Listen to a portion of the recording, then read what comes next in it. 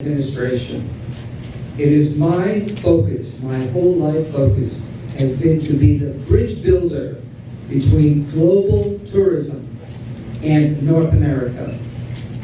I'm a Houston resident. I've been a Texas resident for many years and proud of that.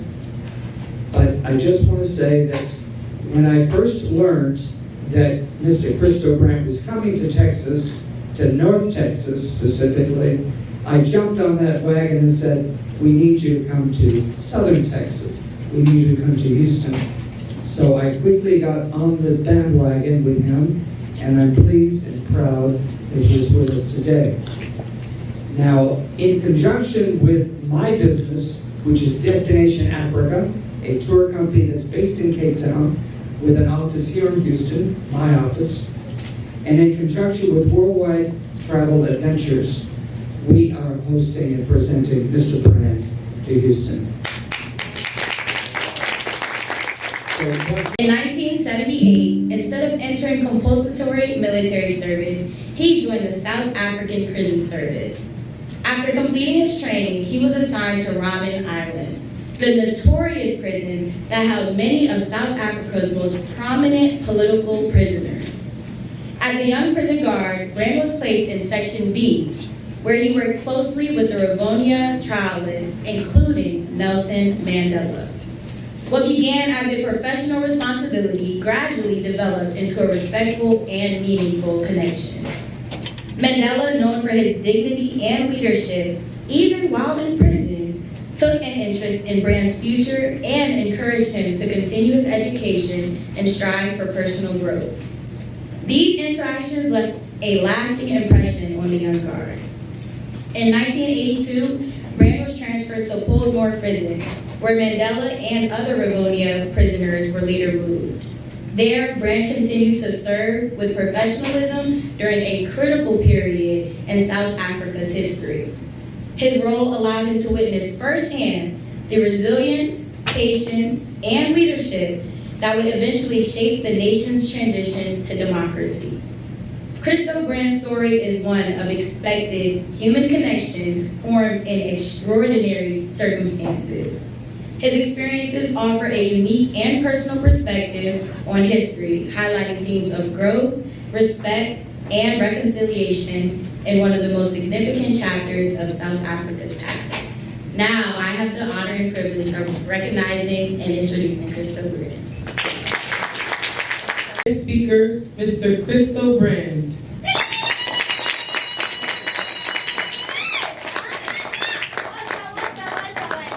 Thank you, and thank you for inviting me here. Thank you. Thank you for inviting me here, and I'm so happy also to see some South Africans here. They supported me here, so I'm not alone here in all the South African flags. But I'd like to see when I start work on Robben Island. That year, I didn't. Let me just switch off this thing.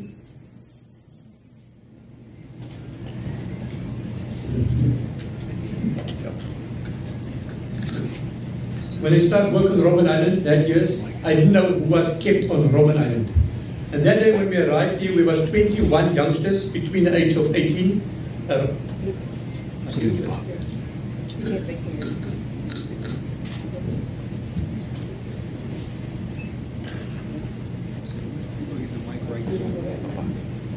Okay, sorry, I didn't know how it works. But when I started working on Robben Island that day, I didn't know who was kept here. They put us first on a military parade. The head of the prison welcomed us, and they told us we're going to meet the biggest criminals in the history of South Africa. They tell us these guys in this prison got life sentences. Some of them have double life sentences. We have to break the spirit of these guys. These guys are here to do hard labor. We're not allowed to talk or communicate with him. We're just here to give instructions. If these prisoners don't follow instructions, there was many ways to punish these guys. After that, the sergeant read out our names. I was sent to the single cell section.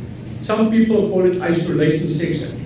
That morning when I get to that section, I signed for a master key, and I was instructed to just open the outside doors of these cells that we can first count these prisoners. When I opened that first door that morning, I see an elderly African man stand up from the floor. He slept on 2 thin mats and 3 blankets. He stand bare feet, short pants, short sleeves on a cold cement, and he greeted me with respect, "Good morning, sir." I was shocked to see such old man in prison. I look at his face, I look at his arms, I don't see any tattoos on him, so I greet him with the same respect. So I go to the second cell door, I read this guy put life plus 15 years. I think that can be a big gangster. But when I opened that cell door, was a more elderly person greet me with respect. So I didn't understand it. So I started reading the names on the doors. I read Andrew Mangeni, Walter Sisulu, Raymond Puslava, Nelson Mandela, all these names. I never heard this name before in my life. So I asked the sergeant, what is this criminals in for? I don't see any tattoos on their faces, on their arms and things like that. He said, Brandt, that's a terrorist to try to overthrow your country. That's a terrorist to kill your young boys on the borders.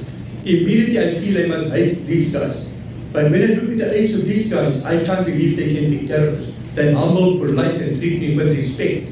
Then I was sent to the front to hand in the master key, sign for R1 firearm, that is a semi-automatic machine gun, and wait outside the prison because we're going to march these prisoners out for hard labor. That morning we marched into the limestone quarry. I was guarding from the top, looking down on the prisoners, where behind the prisoners, while they were breaking the lime rock, was a guard walking with a German shepherd dog on a leash. Between them was a guard walking with a big baton on his shoulder. And if the prisoners looked up, they beat him from the back or bite him from the back. But this lime rock became white for my eyes. When I asked the sergeant for some sunglasses, he looked at me and said, Brandt, you're not allowed to wear sunglasses. Sunglasses is not part of your uniform. If you wear sunglasses, these prisoners down there also want eye protection and sunglasses. I see they loaded lime rock and wheelbarrows. They take it to one heap in front of the limestone quarry.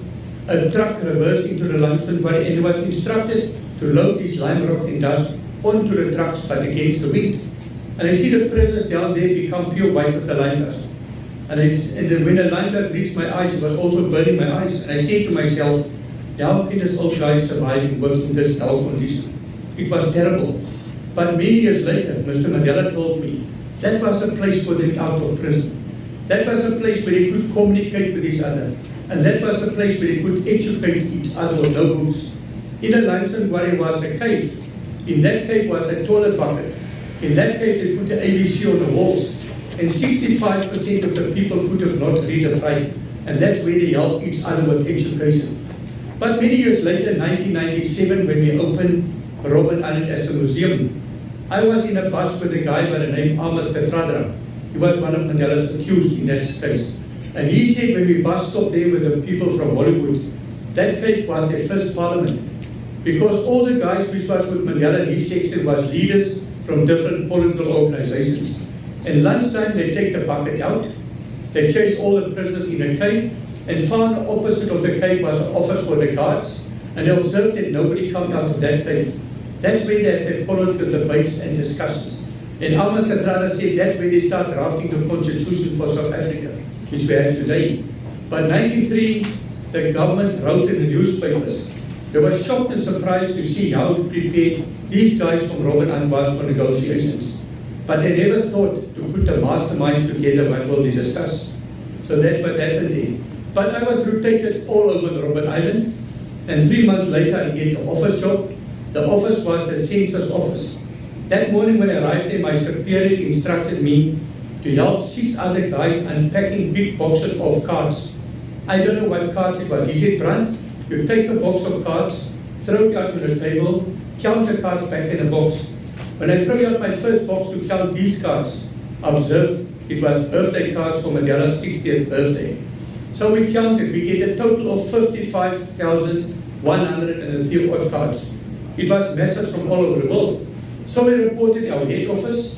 Our head office sent us a telex. The telex was like a fax that years. And the telex said we must unpack these cards again.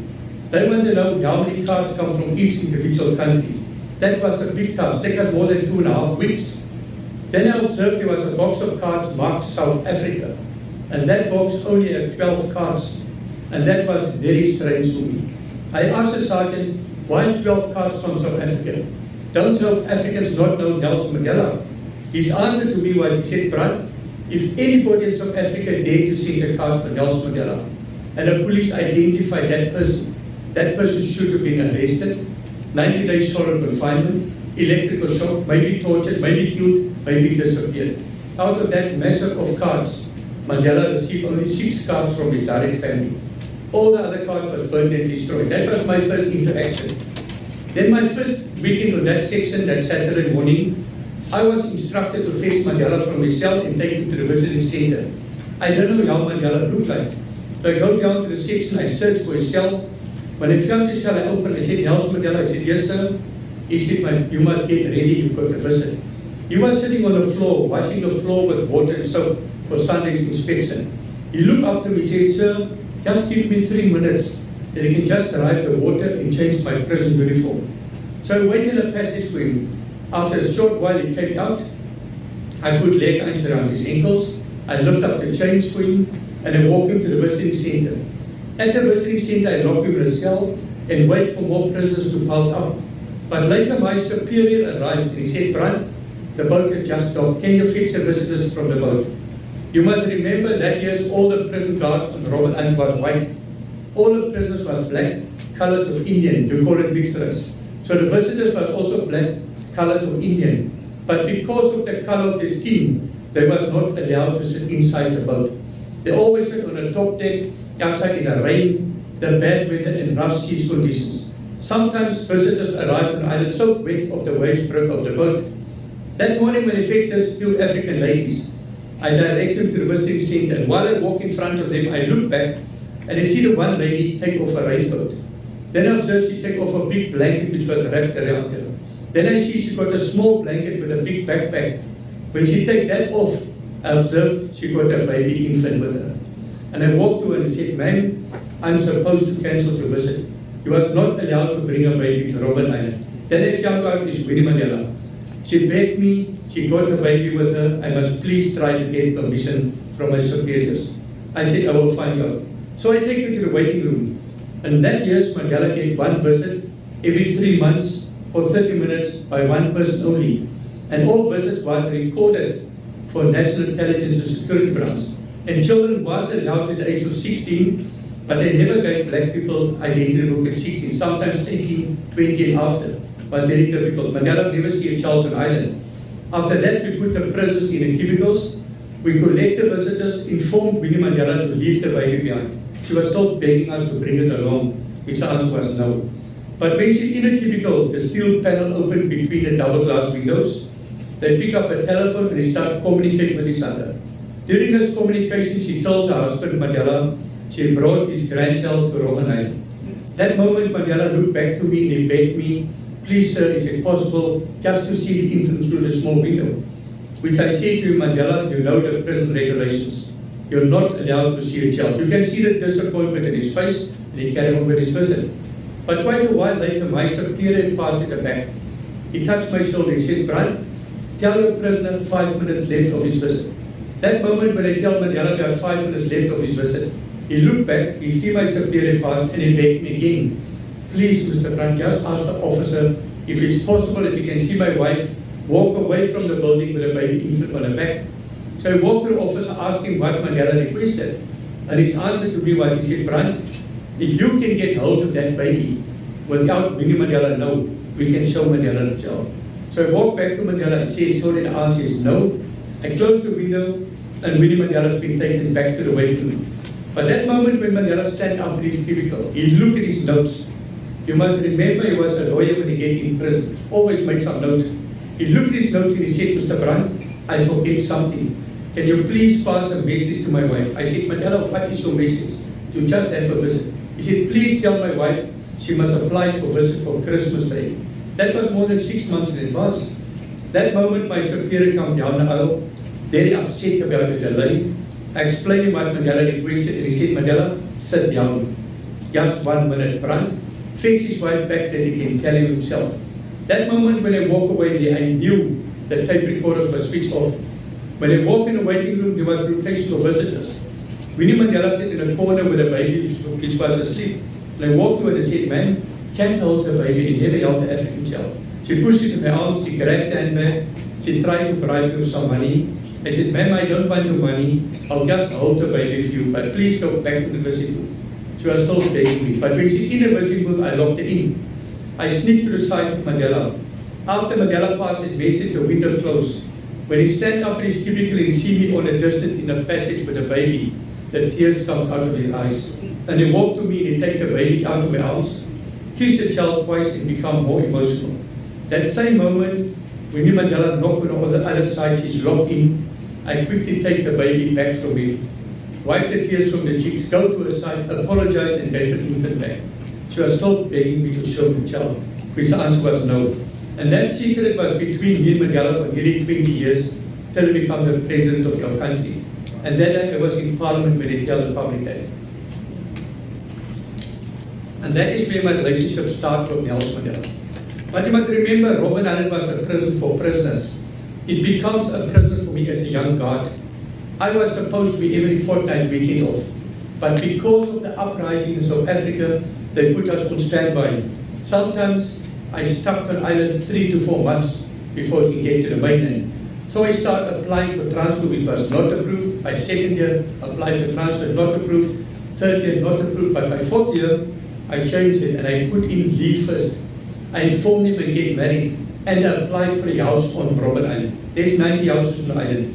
But I knew at that stage all the houses was accommodated by people. So the commanding officer called me and he said, Brand, your leave has been approved, you can go leave, you can get married, you can go on honeymoon. But we don't have accommodation for you on the island. But when you come back, report to me, let us see what we can organize for you. So you go leave, get married, go on honeymoon. I come back on the 25th of March 1982, report to the commanding officer. They look at me and he said, Brand, we still don't have accommodation for you. But I decided I'm going to transfer you temporarily to the mainland prison Paulsmoor. I was very excited to hear that words. And he said under certain conditions. And he gave me extra 6 days leave. So I moved over to Paulsmoor prison. But at night, before I must start work the 30th of March, that evening they fetched me and they said to me, we're going to transfer dangerous prisoners tonight and you're part of this transfer. That night they take us to Cape Town Harbour. When we stop there, we get off at the invocation office. There was 2 police snipers already on the harbour wall. There was prison guards with German Shepherd dogs. We had 8 guards arrived there that evening. The officer of Paulsmoor called me one side and he said, Brand, when a boat dock, you must receive the prisoners from the boat and make sure you identify the right prisoners with the documentation before we load them in the trucks. That night, 10 o'clock, the boat dock, they open a lid in front of the boat. We call it a hull. That's where we pump fresh water for Robben Island. And the first prisoner to get out of that hull was handcuffed and leg-hanged, Walter Sisulu, Andrew Mangeni, Raymond Muslaba, and Nelson Mandela. I immediately asked the officer of Robben Island, why you transferred these 4 guys away from the island? Are you preparing them for release? Because all of them done 18 years in prison. He looked at me and said, Brand, we can never release these guys. They are too dangerous. They try to change the mindset of the prisoners on the island. This is not a prison, this is our university. Every time Winnie Mandela come to visit, Mandela will always instruct them to get funding from the outside. When he sees lawyers once a year, speak about money for the people in Robben Island education. And then he started attending all church services. And by attending all church services, they always was allowed to greet the priest in person. With that, they leave a name with the priest of people who need funding. So South African Council of Churches started sending money to Robben Island. But I found out 3 months later that was not the reason. The reason was there was young prisoners planned to escape. With that escape plan, they put it forward to the leadership. And Mandela was one of the leaders in that section. And the leaders discussed that. And Mandela drafted up a note. In that note, he said, comrades, we never escape from this place. The longer we stay in this place, the more we prepare us for freedom. We educate ourselves. But remember, if you escape and police arrested you, you'll be tortured till death. How can you fight the struggle if you're dead? That message was smuggled back in prison. Officials get hold of it. He sent it to our head office. Our head office sent it to the minister. And the minister instructed all the guys who signed that note must be immediately effect being taken off Robben Island. So they sent him into Paulsmoor. On Paulsmoor prison, the next morning I report for duty. That morning the commander officer first welcomed me. Then he stand up and he said, Brand, I must congratulate you. From today you're promoted to a sergeant. But remember, with promotion come responsibilities. and your responsibility will be these 4 terrorists we bring from the island. So they put me in charge on the roof of the maximum security prison. The roof, the walls was about 8 meters high.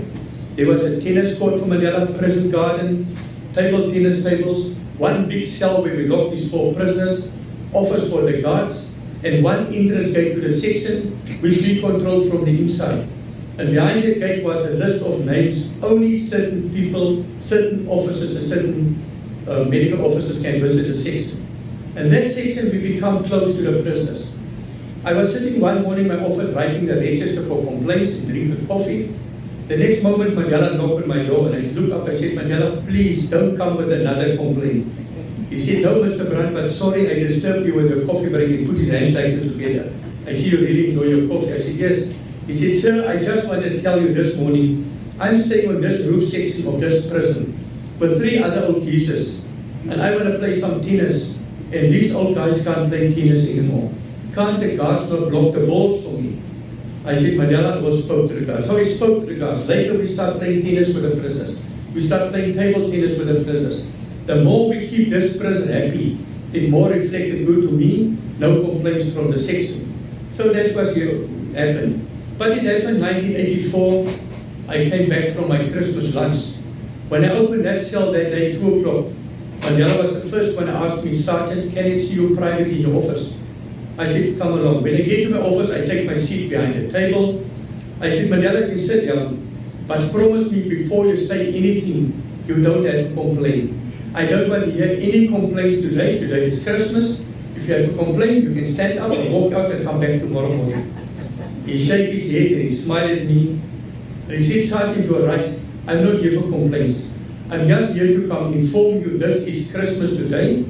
All over the world, people celebrate Christmas with their families, but we as prisoners could have not celebrated Christmas because our families was not allowed to visit us the whole December month. But can we celebrate Christmas with you as guards? I look at him, I said, Mandela, how we can do that? He said, Sergeant, we sit around the table and drink a coffee. That will be a Christmas celebration for us. So I spoke to the other guards and we agreed. Mandela borrowed a new prison blanket from me, put it on a table tennis table. There was coffee in a flask, cool drink mixed with water, dried fruit and fruitcake. The 5 guards and the 4 prisoners sit around this tennis table. We enjoyed the celebration. But after the celebration, when Mandela packed up these things, I waited for him to be alone and I walked to him and said, Mandela, I must tell you something today. It's the first time in my life I sat with a prisoner around the table, enjoying a Christmas celebration. Everything was fine, but the fruitcake was very bad. He looked at me, he said, Sergeant, you forget something. You bought us the fruitcake. I said, Mandela, right, I bought the fruitcake, but if you look under the packaging of the fruitcake, there's a small sticker called halal. Even Muslim people celebrate with us as Christians. But my wife baked fruitcake October, November. She does it with brandy. I'll bring a proper piece of fruitcake from home. The next day I take him a piece of fruitcake which was well soaked with brandy. And he shared it with his comrades and then forget about that. But the following year, middle November, Mandela came to my office with his prison application. When he handed it to me, he said, Sergeant, can you make sure the fruitcake is from your wife? I said, Mandela, that will be very difficult. I will see what I can do. I convinced my wife to bake fruitcake not for prisoners, but for prison guards. So she baked, I deduct the money from their property, I paid her, she's happy, they're happy. It carried on year after year. But the year when Mandela was released from prison, he decided to contact me, my wife, to thank her for the fruitcakes he provided over the years. She didn't know what he was talking about, till he started explaining in detail. Then she realized he never baked for prison guards, but she baked for prisoners. Then Mandela placed his order for fruitcake again. So my wife was baking fruitcake for Mandela till he passed. That was another thing bring us closer together. I want to ask you guys, what year did you hear the name Nelson Mandela for the first time? Anyone? 60s, 70s, 80s? Okay, what the answer here? They said the 80s. I believe the 80s. 1984, there was so much sanctions and pressure in South Africa that the government was forced to release Nelson Mandela. So they gave Mandela and 4 other guys an offer for freedom, which they immediately rejected and said, we'd rather die in prison than to be free and our comrades are not free. But that rejection was spread like a felt fire over the world. Americans boycott Daimler Chrysler. Pepsi Cola moved out of South Africa. The Netherlands boycott our oranges, and all over the world was boycotts. And they sent the stuff back to South Africa. But South Africa was not allowed to enter our port again. So they dumped this stuff in the sea. Millions rands of losses. Some farmers lost their farms. That's where the government sat again and decided, let us spite Mandela, and gave the offer for freedom for all political prisoners, waiting trials and detainees. When they all get the offer, they already get a message Mandela didn't sign the offer. So nobody in South Africa prison signed that offer except one person. And that one person who signed that offer was sentenced with Mandela for life in his trial, but he was not kept on Robben Island because he was white. He was in isolation for 20 years. He was a Jewish guy by the name Dennis Goldberg. He signed the offer and immediately was released and deported back to Israel. When Mandela was released, Dennis Goldberg was back in South Africa. At the first ANC meeting, he apologized to the ANC. He made a big mistake. And Mandela said to him, comrade, you don't have to apologize. We was praying and hoping in prison that you sign an offer. With your release, we celebrate in prison because you are not a South African. You could go back home and you could have worked for an organization from the outside. You don't have to apologize to us. But what happened in 1985 in our country? Our country became ungovernable. They declared South Africa in a state of emergency. No black person on the street after 6 o'clock at night. Police will shoot you with rubber bullets, arrested you, torture you. Our prisons was overcrowded with people detained under the Detaining Act. That's the time Mandela ended up in hospital with across that land he had cancer. Then government was worried, if this cancer spread and Mandela died of cancer, there won't be an uprising in South Africa, there will be a war. So what happened? The Minister of Justice visited Mandela in hospital. With that visit, Mandela was surprised that somebody from government reached out to him. They immediately asked the minister, sir, is it possible we can meet again when I'm out of hospital but back in prison? The minister agreed. But when we take Mandela back to Paulsmoor prison, they instructed me Mandela is not allowed to stay with his comrades. He must be isolated. They gave us one big cell with no windows, no fresh, and quite damp. He was not allowed to see his wife for 3 months. No lawyers was allowed to see, and no church visits. They gave him television. They gave him access to all newspapers. They was afraid if his comrades found out he spoke to the National Party, they will kill him because the ANC said they will never negotiate with the National Party. And that is where we take Mandela at night to the minister's house. When that first meeting that night, when we take Mandela there, we take him by car. It was past 10 o'clock at night. Mandela didn't want to go in the house. The minister invited us. He said to the minister, sir, I want my prison guards to be present. That's the only witnesses I have here tonight. When we walk inside, we stand in the lounge there. Then Mandela said to the minister, sir, as you can see tonight, I'm still dressed in prison uniform. I'm still a prisoner. And this is my prison guards stand around me. They didn't leg kind of handcuff me tonight. They said I'm too old to run away. But while I'm a prisoner, I can't negotiate with government. I can only negotiate with government when I'm a free man, because a prisoner can't negotiate. The minister looked at him, he said, Mr. Mandela, please sit down and relax. This is not negotiations, we just have some talks. With that talks, Mandela put so much pressure to government, release all sick prisoners from Robben Island. It's done immediately. Stop hard labor. Give prisoners all televisions, access to newspapers and things like that. From October 1986, we never locked a prisoner in a cell anymore. We locked the passage. At night they opened in a section. That's where the time when Mandela was talking to government. So in that section one night, I must take Mandela urgent message. That evening my wife was not at home, so I take my baby infant with me. At that time I was an officer. When I walked in Mandela's cell, I was so excited to see my small boy. He wanted to hold my son, but my son didn't want to go to him. Till Mandela take a slab chocolate and start feeding my son some chocolate. Then my son became a regular visitor in Mandela's cell only at night. When Mandela was released from prison, he phoned at home. Every time he phoned at home, my boy would run for the phone first, because the landlines, no cell phones. When I pick up that phone, Mandela would always tell my son, study hard, and through studies you make your parents proud of education. Always talk about education. 94, Mandela became the president. Me and my wife was invited to the functions, and then later I started working in his office in Parliament. And then later I started work with the drafting of the Constitution. But it was one morning I was called in after I was working in the Constitution to Mandela's office. And at the time the Constitution was adopted in 96. And he gave me a job offer at the Nelson Mandela Foundation. So I said to him, President Mandela, where is this foundation? He said, Mr. Brandt, that is in Johannesburg, at my offices. I said, sir, I would love to work for you, but please not in Johannesburg. My wife is working in Cape Town, my kids is in school in Cape Town, my family is in Cape Town, I love the mountains, I love the beaches, I can't move now to Johannesburg. He looked at me, he shook his head, he said, Brandt, you really become like an old tree now. An old tree you can't replant, but don't worry, I'll get you another job. 2 weeks passed, he gave me a job offer at Robben Island Museum. So I started work with Robben Island. And I was first one to open the ticket sales, then later kilo shops, a coffee cafeteria, do some private tours for Robben Island. But while I was working on the island, one morning I was called into the president's office of not to his house, sorry, for breakfast. And that morning when we had the breakfast, he looked at me, he said, Brandt, as I can remember, it's tomorrow your son's birthday. I said, yes, sir. He said, how old will he be tomorrow? I said, 16 years old, sir. He said, my friend, I don't have birthday cards with me, but I'm going to draft your son a letter. He drafted a letter, he gave it to me, he said, you must give this letter to your son tomorrow morning. The next morning, my son read the letter, it's the letter you see on the board. Congratulations on your birthday. So my son was very excited to get this letter. But a few years passed, then Mandela called me one day to his house again. We meet.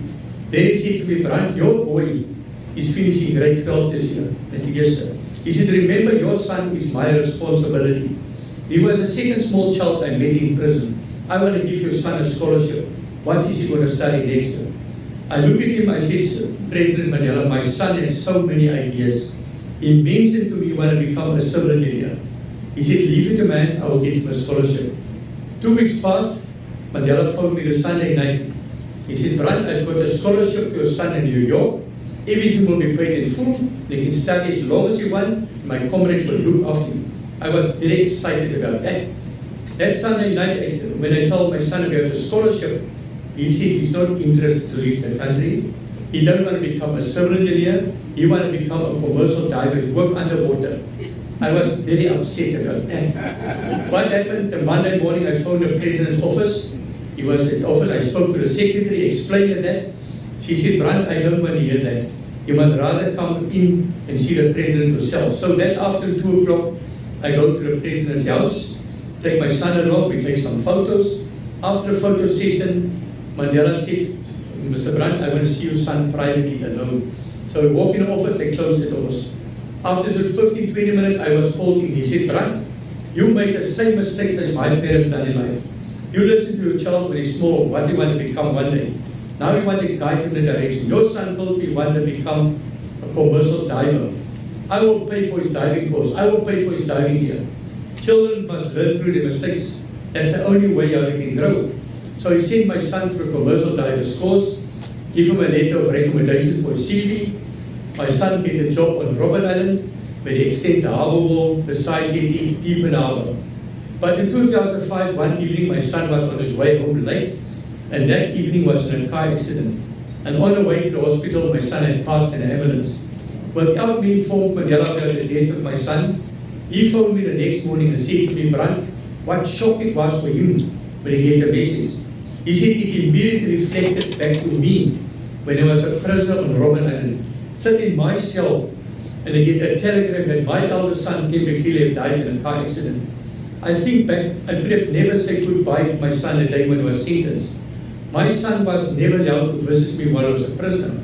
I could have never wrote a letter to read at the funeral, or I could have not attended the funeral. Then he said to me, Brandt, a parent mustn't lose a child. And I have a long explanation. And after that, he said to me on the phone, Brandt, I would love to attend your son's funeral, but I'm not in the country, only back in 2 weeks' time. I said to him, President Mandela, I really respect that. I know your heart will be with us as a family, but the funeral will be within 4 working days. That day of the funeral, Robben Island closed their doors. All the ex-prisoners, staff members, members from parliament, ministers was there. That day, the Dutch Reformed Church became too small. That day, I was supported by people from different cultures. 2 weeks after the funeral, Mandela was back in the country. His secretary contacted me. I must come to his house that Sunday. That day when I arrived there, he first spread his condolences to us as a family. Then he made us sit and then he looked at me and he said, Brand, I realize we both come from the rural areas. We both land in the city of apartheid. We both land on Robben Island, Meester prison, you as a guard. We both lost our eldest son in a car accident. I want you to write a book about our relationship. I looked at him, I said, President Mandela, if I must write a book about our relationship, I'll end up in prison tomorrow for all the illegal things I've done for you while I was a prisoner. He said, Mr. Brandt, that won't happen. I will support you. He put pressure on me for 6 years. Then he sent a lady from the UK to me. And she took control of my life. She said with President Mandela, she said with Ahmed Katral. And she started to compile my book. When my book was finished, Mandela ended up in hospital and he passed. When he passed, the family flew me to Kunu. They want me to be part of the family at the funeral. That day when I sit at that funeral in Kunu behind Zinzi Mandela, I look at the coffin and I say to myself, for 27 years this old man was in prison. For 14 years he slept on 2 mats and 3 blankets, treated like a dog. For 14 years he worked in a limestone quarry, breaking lime rock, nearly lost his eyesight. After that he worked on the rocks, take sea kelp out of the sea. Where he slipped on the rocks, fractured his ankle, his knee, broke some ribs. But he walked out of prison with reconciliation in his heart. 3 months after the funeral, I was invited to the UK for my book launch. That evening, Zinzi Mandela picked up and she said to me, Mr. Brandt, you can't run away from me. My last promise to my dad was, he said, if he can't attend your book launch, I must represent. So my book was very well received in the UK. Then I launched my book in Constitution Hill with Ahmed Katradra. And then I launched my book in UMass, Boston in America. So my book is called Green Life with Mandela, my prisoner, my friend. I think I will just stop there first. I don't know if there's any questions. Thank you.